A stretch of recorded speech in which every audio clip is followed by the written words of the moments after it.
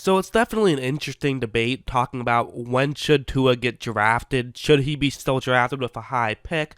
I think that definitely his talent is there. The question, of course, is just the injury. Is he going to be 100% healthy? Because if he does eventually become 100% healthy and just is able to be fully back, well, then I think there's absolutely a lot of value in drafting him with a high pick. I mean, it makes a lot of sense to me if you aren't concerned about his injuries. Of course, you have to be concerned to some degree, but how concerned are you? Well, it's an interesting topic. But also, let's just talk about what he does on the field and sort of just break down what makes him such a good college quarterback, what makes him such a good prospect, and why a team will probably spend a high pick on him because he can do great things on the field, and this play is a great example of that. And also, if you can still tell, my voice isn't great because I am still sick amazingly. I know it's crazy. I've been sick for over a week at this point.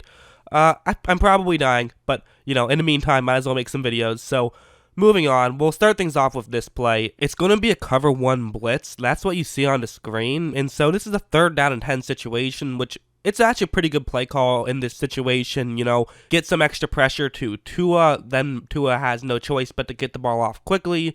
And there's a very real chance that Tua will not be able to make the throw quick enough, or he does make a quick throw, but then you're able to make a tackle because he had to make the throw so quickly. And Tua knows going in, this is a route he could look to throw to just before the ball is snapped, but take a look at what happens right after the ball is snapped. So first things first, pressure gets straight free, and Tua is going to be in trouble here. You see that A&M player, he is going to get a straight shot to Tua. Really good blitz there by Texas A&M. So now he's in trouble and he has to make a throw pretty quickly. And if you look, there is some separation, so Tua could maybe make this throw. But then if you look at Tua, he's already making this throw. He very quickly realized, okay, it's a blitz. I got to get this throw off quickly. And not only that, but there's pressure. So I really got to get this throw off quickly. And he's able to do that. He makes a great throw, and his receiver, Smith, does the rest of the work, takes it into the end zone for a touchdown.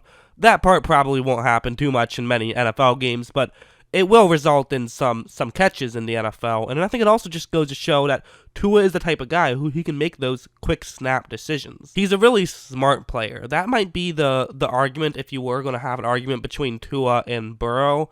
I think that with Tua's injury, it's no argument you take Burrow, but I think that with I wouldn't say it's no argument, actually. I guess you could make an argument, but I wouldn't. I would still take Burrow. However, I think sort of the dilemma between those two is that Burrow has a little bit more of a natural talent, but I think that Tua sort of makes up for that with his brain. He has a higher football IQ. While the dilemma with that is that, of course, if you have a great football IQ, there's only so much better you can get at that, whereas if you're a physically talented specimen, but maybe you're not the smartest, you can learn and then become an elite player. But I do think that Tua's good read-making ability will come in handy without a doubt. This play was another just great one play that I really liked from Tua. It's going to be a cover 1 hole, and what's going to happen is that's actually the route that he wants to hit. It's his halfback running just a quick route. It'll get over the middle. It's nothing crazy, but this is the route that he will like against this type of coverage, just if he has enough time to make this throw, because it is kind of a developing route. It would have been great if this was against maybe a cover 1 blitz instead of the hole, because as you see, once the ball is snapped, now without a doubt, his halfback is easily open. And it actually looks like an A&M player maybe screwed up and didn't realize his assignment, because he's going to allow the halfback to get wide open. But for Tua, he can't make this throw right now because, as I mentioned, there's going to be a linebacker in the middle of the field, so Tua has to wait a second. But the first thing Tua does is he just notices that. He notices the linebacker doesn't make this throw right now, which would have resulted in an interception, so give him credit from that part. But also he looks up to the top half of the screen and realizes, hey, I have a gap right there. I can potentially try to run, and since this is man coverage, who knows, maybe I could pick up some yards that way. That is something that is definitely in the back of his head, but at the same time, if he runs up to the top half of the screen, it'll just give him more time to try to hit the halfback, and it'll give him a better angle. Keep in mind, he is left-handed, so that kind of throw actually wouldn't be as difficult. Watch, as you see, he runs up, is able to make the throw, and they get a touchdown just like that. Just a great play. Those are two of the things I really like about Tua is first, his just ability to make those reads, and then second, his pocket presence. He has great pocket presence. He's able to move around so well in the pocket. I think that's one of the things he's great at. Yes, Alabama does have a great offensive line as well, so that obviously factors in. But I think even when there is pressure, he does a great job at stepping around it. So I do think that those are two things that I really like about Tua, is his ability to move around in the pocket. Again, sometimes it's easier to move around in the pocket than other times, but I do think that he's good at that as a whole, and obviously making reads is what he's great at. Now, one thing that people are a little bit weary of when they talk about Tua and talk about should you or shouldn't you draft him, one of the cons about Tua is that he played for Alabama, and Alabama basically has NFL level talent at every position, whereas they play teams who obviously don't. And I mean, without a doubt, that does help. We can't argue with that. I mean, like, even on a play like this, where it's going up against LSU, it's going to be a cover one hole. But if you look at those Tigers right over there, they're kind of looking up towards the top half of the screen. It looks like they're still getting a play right now, so they're a little bit distracted. So give credit to Alabama for snapping this ball in a hurry while they're still distracted. But what's really unique here is that there's going to be a route right there. It's going to be a go route towards the sideline.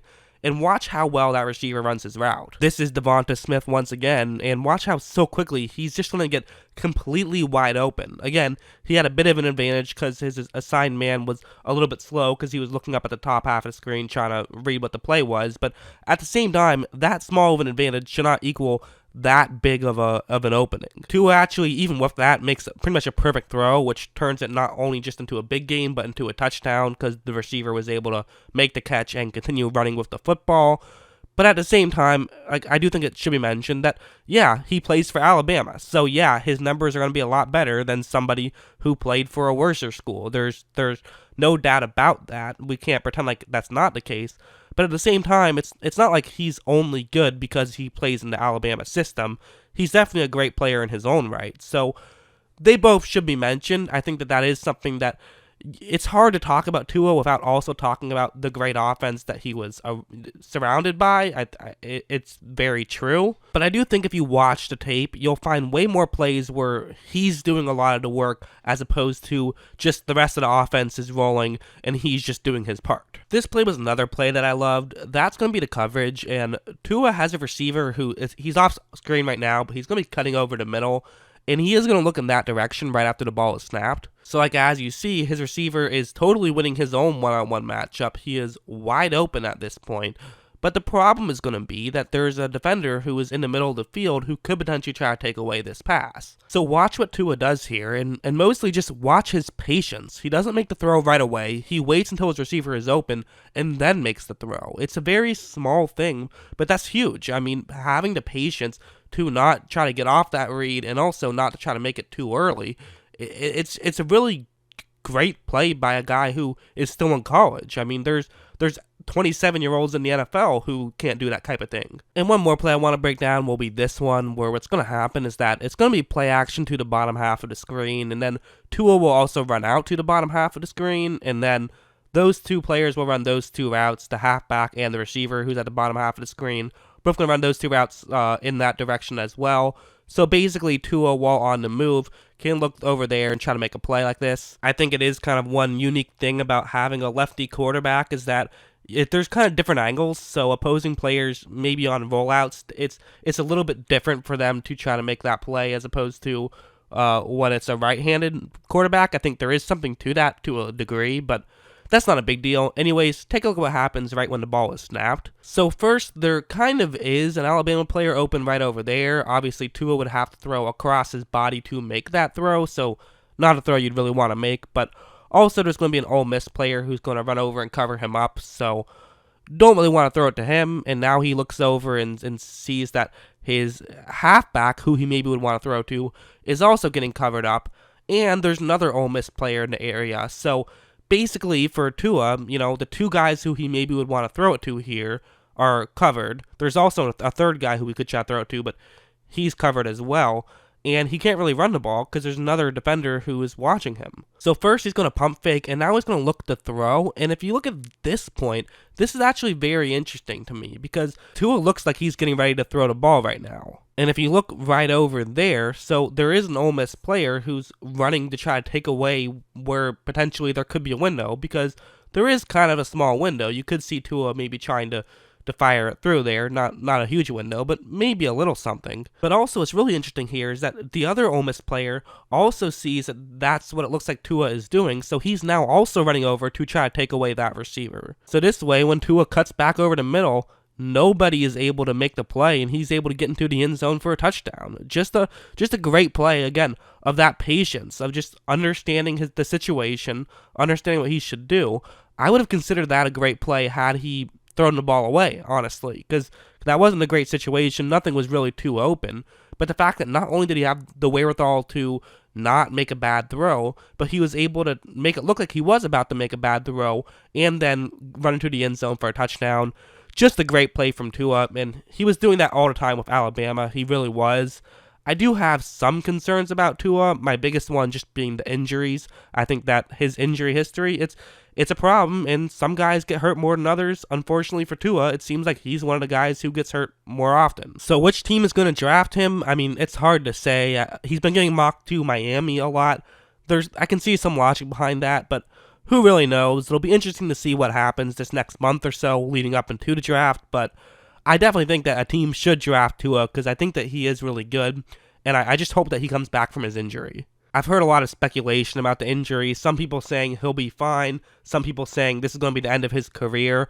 I think both are possibilities. I don't know. I'm not a doctor. I'm just going to wait until the news comes out, and we have another month before the draft, so teams will then get a little bit more to just realize what's going on with the injury. But yeah, that's what I think of Tua heading into the 2020 draft. I hope you guys enjoyed this video, and of course, as always, thanks for watching.